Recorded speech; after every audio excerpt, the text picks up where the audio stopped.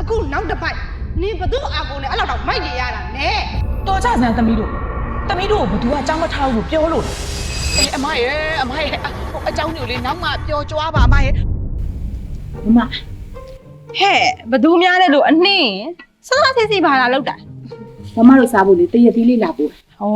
မလေးတကူးတကဟဲ့ဒီမဲ့ငါမလေးမနေ့ကနေကြီးစားခြင်းနဲ့ဆိုလို့ဟောဒူးရင်တီရောတရက်တီရောဝယ်ထားတာရှိတယ်ကဲပါပြန်ယူသွားစမ်းပါနိခလေးတွေစားဖို့သွားမမရေကလေးတွေကစားရပါတယ်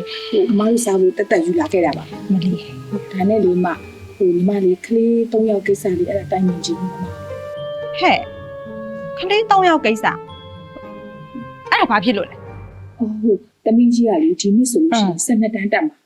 တမီးလက်ကကြတော့9တန်းအခုငယ်လေးရလေ KG စထားမှာဆိုတော့အဲ့ဒါကျောင်းကိစ္စအကြောင်းလေးလေအဲ့ဒါအမလေးဟဲ့နေ့ကလေးတွေကျောင်းအဖို့ကိစ္စများငါ့ကိုလာပြောနေသေးတယ်ငါကျောင်းဆရာမလည်းမဟုတ်မမကျောင်းဆရာမမဟုတ်တော့လို့သိပါနဲ့မမရေဒါပေမဲ့လေကျမတို့လင်မယားကလည်း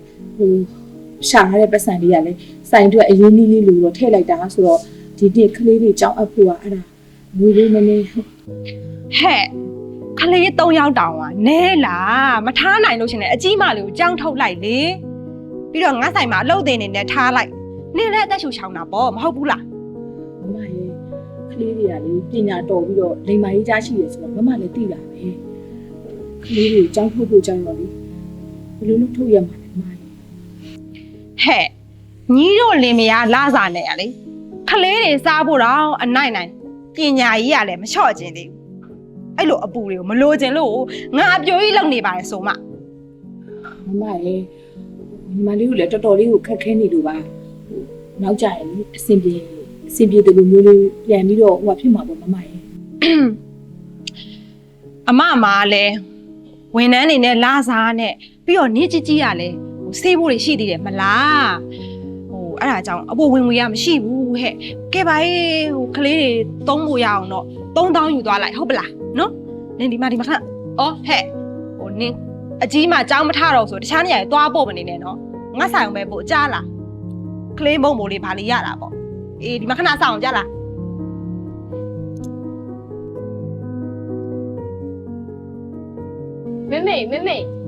မမေညီမလေးခေါ်နေနှခါရှိနေပြီလေမကြောက်လားအော်အေးပါသမီးရဲ့အမေလေးလေးနေတွေးတာလေးများသွားလို့သမီးလေးကမေကိုဘာပြောမလို့လဲဟိုလာလေသမီးတကယ်ချင်းဖူးဖူးကအကြောင်းတော့အပ်ပြီးသွားပြီလေသိလားအဲ့ဒါလေအော်အေးပါသမီးရဲ့အမေလေးလေသမီးကြီးရောသမီးငယ်လေးရောသားလေးကိုပါအမေကြောင်းထားပေးမှာပါသမီးရဲ့နော်အမေကိုခဏလေးစောင့်ပေးကြပါမမေဒီနေ့အဆင်မပြေတဲ့သမီးဒီတနေ့နားလိုက်မယ်လေနောက်နေ့မှပြန်တက်တာပေါ့မမကြီးကသမီးထက်စားလဲပူတော်တယ်စားလဲပူကြိုးစားတော့နေ့တိုင်းဆွေတွေလည်းယူပေးနေတော့မမေမမကြီးပြီးတော့ကြောင်းမထုတ်လိုက်ပါနဲ့နော်မဟုတ်တာညီမလေးကလည်းဒီနေ့ကြောင်းလာလိုက်ရှင်နောက်နေ့ကျရင်ကိုထိုက်ငယ်တူနဲ့ကြောင်းပြတ်တက်မှာပေါ့မမကမမေနဲ့တူတူအလုံးလုံးနိုင်တယ်လေမောင်လေးနဲ့ညီမလေးအတွက်မမပို့ကြိုးစားပေးရမှာပေါ့တော်ကြစမ်းသမီးတို့ကိုဘသူကကြောင်းမထားဘူးလို့ပြောလို့လေရီတို့အဖေကြားတော့ဟိုင်းလေစိတ်မကောင်းဖြစ်နေမယ်။ခဲပါတော့ပြီသွားမောင်လေးကိုသွားခေါ်ထမင်းစားရအောင်လို့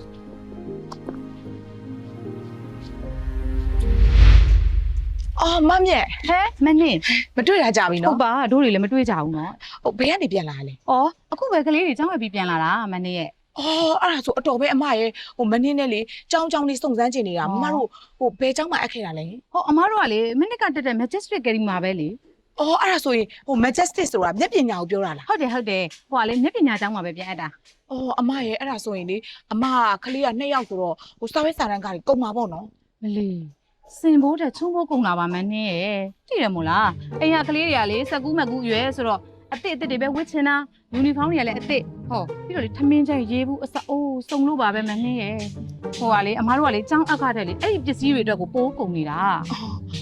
ညီမလည်းလေသမီးကြီးကိုတော့အရင်တုန်းကအဲ့မှာထားတာပါအခုကကလေးကလည်း3ယောက်ဖြစ်လာပြီဆိုတော့ဒီနှစ်တော့မထားနိုင်တော့ဘူးထင်ပါတယ်အမရေဟဲမဟုတ်တာမင်းနဲ့ကလေးတွေများလေကောင်းနေပဲလေမင်းကစုံကြီးပွဲတော့မှလေကျောင်းဆင်မကြီးပြောလိုက်တာမင်းနေမကြားလိုက်ဘူးလားအော်ကျမကလေဆိုင်ရတစ်ဖက်ကလေးတွေကလည်းတစ်ဖက်နဲ့ဆိုတော့လေကျမဘာမှမသိလိုက်ဘူးအမရေကဲဖြစ်ရလေမင်းနဲ့ရဲ့ဒါဆိုရင်လည်းအမပြောပြမယ်မင်းနဲ့ရဲ့ကလေးတွေကလေ6နှစ်အထက်ဆိုတော့ကျောင်းရဲ့နှစ်စဉ်ကြီးကိုလေ90%တောင်တတ်တာမှာဟုတ်တယ်90%ဝယ်ပေးရမှာပြီးတော့လေကျောင်းလာကလည်းလေ20%တတ်တာအောင်မှာဆိုတော့အိုးမင်းရဲ့ကောင်းလိုက်တာ အဲ့နောက်တစ်ခုရှိသေးတယ်မောင်နှမအကျိုးခံစားခွင့်ဆိုတာရှိသေးတယ်အကျိုးခံစားခွင့်အနေနဲ့ကလေကျောင်းရဲ့နှစ်စဉ်ကြီးကိုကျောင်းသား3ယောက်အဲ့လို့ရှိရင်2ယောက်စာတော့ရှော့ပေးဦးမှာနော်ဟဲမနေ့ကကလေးတွေကလေအကျိုးခံစားခွင့်2မျိုးတောင်ရမှာကဲကြည်စံဘလောက်ကန်ကောင်းလိုက်လဲ အမရေဒါဆိုရင်ဝမ်းတာလိုက်တာညီမကလေဟိုခလေးက2ယောက်အပြင်ဒီနှစ်1ယောက်ထပ်တက်မှာဆိုတော့စာရွက်စာတမ်းကြီးတွေနဲ့တွက်လိုက်ရင်လေညီမရင်နေပူနေတာအမရေအခု2ယောက်စာပါဟိုတတ်တာအောင်မယ်ဆိုတော့လေတေချာတွက်ကြည့်လို့ရှိရင်လေအမအတော်ပဲအမရေဝမ်းတာလိုက်တာ ဒါပေါ့မနဲ့ဟိုကလေကျောင်းသားတဲ့အဲ့လို့ရှိရင်လေ cash back တွေပြန်ပေးနေတာရှိသေးတယ်ဒီနေ့ကျမတို့ရဲ့ကျောင်းဆရာမကြီးကလေထိုးချုံကျောင်းသားတွေကိုပညာသင်စုပေးအောင်မှာအဲ့ဒါလေ90%တောင်တတ်တာလားနော်မလီမင်းရဲ့သားသမီးတွေစာတော်ပုံမျိုးနဲ့ဆိုရင်တော့လေကျောင်းပညာသင်ဆိုအခမဲ့နီးဒီတင်ခွင့်ကိုရအောင်ပါအမလီအမတော့အားကြနေရသေးတယ် ဝမ်းတာလိုက်တာအမရေဟိုအဲ့ဒါဆိုလို့ရှိရင်လေကျမစိုက်မြန်သိမ့်ပြီးတော့လေ Majestic မှာကြောက်ပြက်အပ်လိုက်အောင်မယ်အမရေ နေပါဦးဟိုလေအမလေးဟိုဘက်ဟိုက3ရက်လမ်းနဲ့ရလေဒေါ်ဆန်းတို့ကြောင့်ပြောချင်တယ်ခဏနေဘူး အမရေဟိုအเจ้าတွေကိုလေနောက်မှပျော်ကြွားပါအမရေဟိုညီမเจ้าကကလေးတွေเจ้าကအရေးကြီးနေသွားပြီအမရေ လေးမင်းဆိုလေအချင်တော်လဲစွတ်ပဲ Majestic ကျောင်းရဘဲမှမပြေးပါဘူးမင်းရဲ့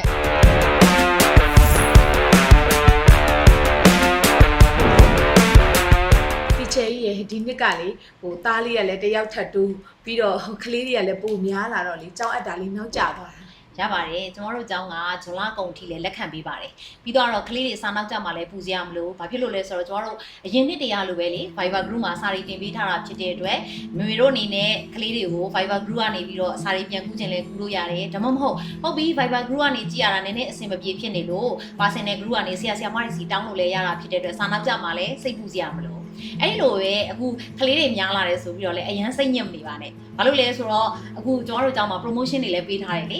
မောင်နှမတွေဆိုရင်ဘယ်လို percentage တွေ short ပေးထားတယ်ပြီးတော့တဲ့အခါကျတော့ကျမကျောင်းမှာတစ်နှစ်တက်ပြီးသားကျောင်းသားတွေဆိုရင်လည်းသက်တာခွင့်ရှိတယ်ပြီးတော့တဲ့အခါ2နှစ်တက်တဲ့ကလေး3နှစ်တက်တဲ့ကလေး4နှစ်တက်တဲ့ကလေးအဲ့ကလေးတွေအားလုံးကိုကျမတို့အနေနဲ့အခွင့်အရေးပေးတဲ့အနေနဲ့ပေးထားတဲ့ promotion တွေကိုကျမကျောင်းစုံညီပွဲမှာတော့ပြောထားသလိုပဲအခုလည်းတကယ်လက်တွေ့ပေးနေပါတယ်ဒါတွေကကျမဒီ Majestic MA ကျောင်းမှာတွေမဟုတ်ဘူးကျမတည်ထောင်ထားတဲ့ Majestic Dynasty ကိုသွားအပ်ရင်လည်းဒီအခွင့်အရေးရမှာပါကျမထပ်ပြီးတော့အခုအမားတို့နဲ့ပတ်သက်တဲ့မိတ်ဆွေတွေရှိတယ်ဆိုရင်လည်းပြောပါလိုက်တာရမှာလေကျမကျောင်းမဟာဆိုရဲကိုပိုင်လေတန်းကျောင်းတွေဒီကျောင်းတွေထပ်ဖွင့်ထားပါတယ်ရှင် ဒီချေကြီးရဲ့များလိုက်တာတော့ကြောင်းနေရတယ်ဝမ်းသာပါတယ် ဟုတ်ကဲ့ပါဟိုကျမတို့အားကိုးတဲ့မိဘတွေအဲ့လိုတပည့်တွေရှိနေတဲ့အတွက်လည်းကျမတို့ကဒီအင်အားတွေနဲ့ရှစ်ဆက်နေရတာဖြစ်တဲ့အတွက်ဖေဖေမေမေတွေရဲ့အပူသောကောက်ကိုမျှယူတဲ့အနေနဲ့ကျမတို့ဘက်ကစူးစမ်းနေပါတယ်အဲတော့မှဖေဖေမေမေတွေကလည်းအခက်အခဲရှိတယ်ဆိုရင်ကျမကိုမိသားစု group ကနေပြောလို့လည်းရတယ်လို့ကျမရဲ့ personal group ကနေလည်းမတို့အချိန်မြင့်ပြောလို့ရပါတယ်အဲ့ဒါတွေမဟုတ်ဘူးတီချာကြီးကျမတို့ကတော့ကျောင်းတက်တဲ့ကိစ္စမှာစာသင်ကြားရေးကတော့အဆင်ပြေပါတယ်ဒါပေမဲ့ ferry ကိစ္စလေးအဆင်မပြေဖြစ်တယ်ဆိုရင်လည်းလာပြီးတော့တိုင်ပင်လို့ရတယ်ညှိနှိုင်းလို့ရတယ်ကျမကတော့ရှင်းရင်းပြရင် ferry သမားတွေကိုစုပေးမယ်နော်ဟုတ်ကဲ့ပါကျေးဇူးများကြီးညီမလေး ကျေးဇူးတင်ပါ ဟုတ်အဲ့ဒါဆိုရင်ကလေးတွေအတွက်ပေါင်လေးဖြည့်ဖို့အတွက်ကိုအပြင်မှာ reception မှာပေါင်လေးဖြည့်လိုက်ပါနော် ဟုတ်ကဲ့ပါ ကျေးဇူးပါရှင်ဟုတ်ကဲ့ပါ 6 months later. ဟဲ့အလေးဒါဘလို့ဖြစ်တာလဲ ညီနဲ့အတိုင်းပဲလေ အမလေးဟဲ့ဟိုတလောငါ့ကိုဗာလဲဟိုခလေးရဲ့ကြောက်အဖို့ကိစ္စဘာညာနဲ့အဲ့ဆောင်လာရှိသေးတယ်မဟုတ်လားချစ်စမ်းအခုနောက်တစ်ပိုက်နင်ဘသူ့အာကိုနဲ့အဲ့လောက်တော့မိုက်နေရတာလဲ Majestic အာကိုနဲ့မိုက်နေတာဟိုအရင်လိုမျိုးလေခလေးចောင်းစိတ်တွေဘာညာတွေအရင်ပူတယ်မလို့တော့ဘုမကြီးရဲ့များမွေးနိုင်လေဇရိတ်တက်တာလေးပဲ ဒီကောင်မလေးယူမြယူသွားရင်လားမသိပါဘူး ဩမမရဲ့အန်အောမနေနဲ့ဦးမမလေးလေအရွယ်ကောင်းတုံးလေးကိုလေရရအောင်ဆွဲယူလိုက်ပြီးခလေးတွေကိုဟော့တရမွေးလိုက်အောင်ခလေးတွေကြောက်ပညာရေးအတွက်ကတော့လေစိတ်မပူနဲ့ Majestic ရှိတယ်ဒါပေမဲ့လေမနှင်းလိုမျိုးလေစာတော်ပြီးညံကောင်းတဲ့ခလေးလေးတော့မွေးပေါ့ အမလေးငါအပြိုရွက်များလာပြီးခလေးမွေးခိုင်းနေတယ်ငါလှုပ်ထန်လိုက်ရ